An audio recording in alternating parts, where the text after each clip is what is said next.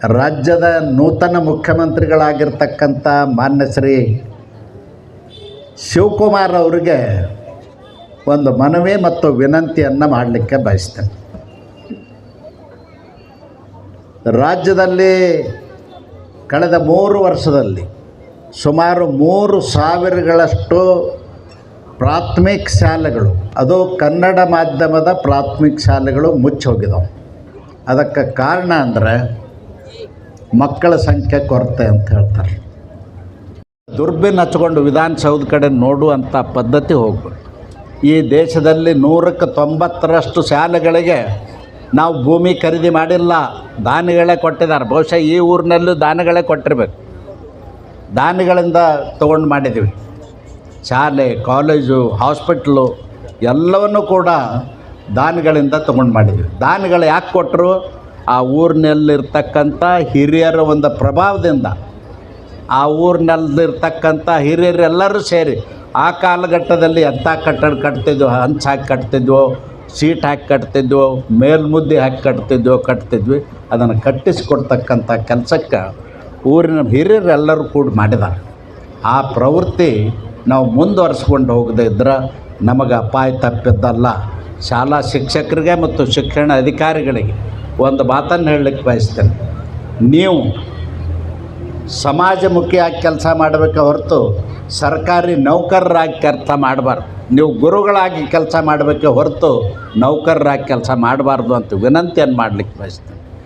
ಸಂಬಳಕ್ಕಾಗಿ ದುಡಿಯುವಂಥ ಶಿಕ್ಷಕರ ಅವಶ್ಯಕತೆ ಇಲ್ಲ. ಸಾಮಾಜಿಕ ಕಳಕಳಿ ಕಾಳಜಿಯಿಂದ ಕೆಲಸ ಮಾಡ್ತಕ್ಕಂಥವ್ರ ಅವಶ್ಯಕತೆ ಇದೆ. ಆ ಕೆಲಸ ನಾವು ಮಾಡಬೇಕು. ನಾವು ದುಡ್ಡಿಗಾಗಿ, ಸಂಬಳಕ್ಕಾಗಿ ಶಿಕ್ಷಣ ಇಲಾಖೆ ಒಳಗೆ ಕೆಲಸ ಮಾಡ್ತೀವಂದ್ರೆ, ಶಿಕ್ಷಕರಾಗ್ತೀವಂದ್ರೆ, ಅಧಿಕಾರಿಗಳಾಗ್ತೀವಂದ್ರೆ ಪಾಪದ ಕೆಲಸ ಅದು. ಸಮಾಜ ಅದಕ್ಕೆ ಸ್ವಾಮಿ ವಿವೇಕಾನಂದರು ತಮ್ಮೊಂದು ಮಾತಿನಲ್ಲಿ ಹೇಳಿದ್ದಾರೆ, ಒಬ್ಬ ಶಿಕ್ಷಕ ಅಯೋಗ್ಯನಾದರೆ ಅನೇಕ ತಲೆಮಾರುಗಳೇ ನಾಶ ಆಗ್ತವೆ. ಒಬ್ಬ ವೈದ್ಯ ಅಯೋಗ್ಯ ಆದರೆ ಕೆಲವು ರೋಗಿಗಳು ಸಾಯ್ತಾರೆ, ಕೆಲವು ಇಂಜಿನಿಯರ್ ಅಯೋಗ್ಯ ಆದರೆ ಕೆಲವು ಕಟ್ಟಡಗಳು ಕುಸಿಬಹುದು. ಆದರೆ ಶಿಕ್ಷಕನೊಬ್ಬನೇ ಅಯೋಗ್ಯನಾದರೆ ಅನೇಕ ತಲೆಮಾರುಗಳೇ ನಾಶ ಆಗಿ ಹೋಗ್ತವೆ.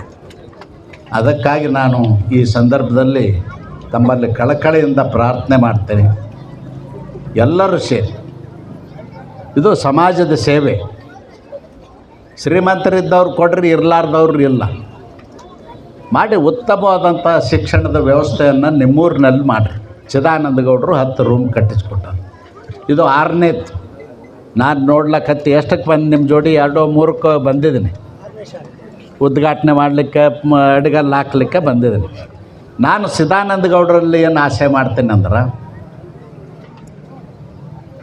ಭಗವಂತ ಚಿದಾನಂದ ಗೌಡರಿಗೆ 100 ವರ್ಷ ಆಯುಷ್ಯನ್ನು ಕೊಡಲಿ.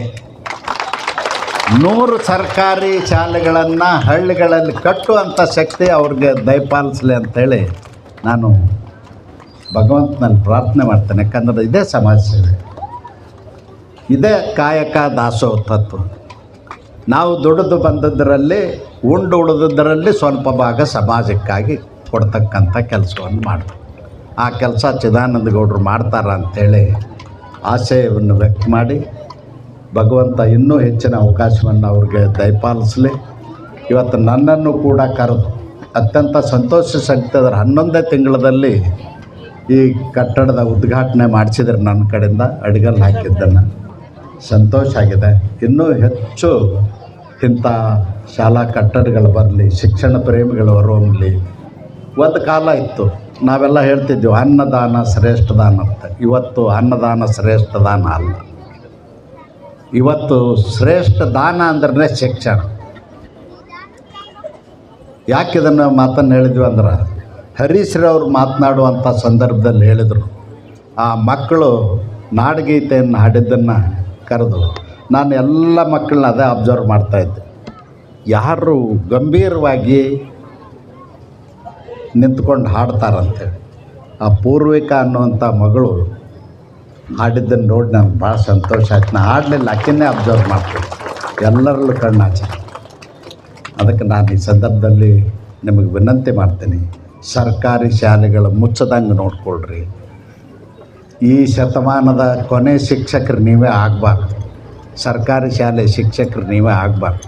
ನಿರಂತರವಾಗಿ ಸರ್ಕಾರಿ ಶಾಲೆಗಳ ಅಭಿವೃದ್ಧಿ ಆಗಬೇಕು, ನಡಿಬೇಕು. ಅದರ ಮೂಲಕ ಇವತ್ತು ಬಡವರ ಮಕ್ಕಳಿಗೆ, ಗ್ರಾಮಾಂತರ ಪ್ರದೇಶದವ್ರ ಮಕ್ಕಳಿಗೆ ಶಿಕ್ಷಣ ಸಿಗಲಿಕ್ಕೆ ಸಾಧ್ಯ ಆಗ್ತದೆ.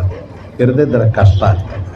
ಸರ್ಕಾರಿ ಆಸ್ಪತ್ರೆಗಳು, ದವಾಖಾನೆಗಳು ಬಂದ್ ಆಗಬಾರ್ದು.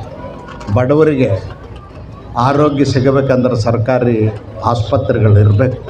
ಅದಕ್ಕೆ ಆ ನಿಟ್ಟಿನಲ್ಲಿ ತಾವೆಲ್ಲರೂ ಹೆಚ್ಚು ಗಮನ ಕೊಡಬೇಕು ಅಂತೇಳಿ ಹೇಳಿ ಈ ಸಂದರ್ಭದೊಳಗೆ ನನ್ನನ್ನು. ನಿಮ್ಮ ಮಕ್ಕಳು ತುಂಬಾ ಸಣ್ಣ ಇದ್ದಾರಾ? ಏಜಿಗೆ ತಕ್ಕನಾಗೆ ತೂಕ ಜಾಸ್ತಿ ಇಲ್ವಾ? 2 ವರ್ಷ ಮೇಲ್ಪಟ್ಟರು ಯಾರೇ ದಪ್ಪ ಆಗ್ತೀನಿ ಅಂದ್ರು 100% ನೀವ್ ಇದನ್ನ ಬಳಸಿ. ದಪ್ಪ ಆಗೋದೊಂದೇ ಅಲ್ಲ, ನಿಮ್ಗೆ ಯಾವ್ದೇ ಸುಸ್ತಿರಲ್ಲ, 24 ಗಂಟೆ ಎನರ್ಜಿ ಇರುತ್ತೆ, ಜೊತೆಗೆ ತುಂಬಾ ಚೆನ್ನಾಗಿ ನಿದ್ದೆ ಬರುತ್ತೆ. ಇದನ್ನ ಪ್ರತಿದಿನ ಬಳಸಿ, ನೀವು ಕೂಡ ದಪ್ಪ ಆಗಬಹುದು. ನಮ್ಮ ಜೀನಿ ವೆಯ್ಟ್ ಗೇನ್ ಬಳಸಿ. ಇದೇ ನಂಬರ್ಗೆ ನಿಮ್ಮ ಅಡ್ರೆಸ್ ನ ಮೆಸೇಜ್ ಮಾಡಿ ಹೋಮ್ ಡೆಲಿವರಿ ಪಡೆಯಿರಿ. ತಡ ಯಾಕೆ ಮಾಡ್ತೀರಾ? ದಪ್ಪ ಆಗ್ಬೇಕು ತಾನೆ? 100% ನಮ್ಮ ಜೀನಿ ಬಳಸಿ.